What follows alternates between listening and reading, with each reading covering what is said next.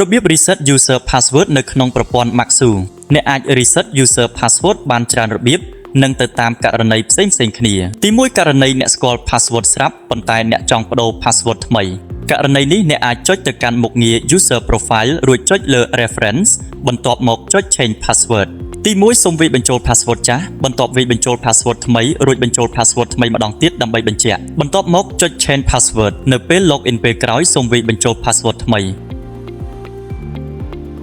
ទី2ករណីអ្នកភ្លេច password តែម្ដងករណីនេះសូមចុច reset password នៅទីនេះបន្ទាប់មកវាយបញ្ចូល email រួចចុច confirm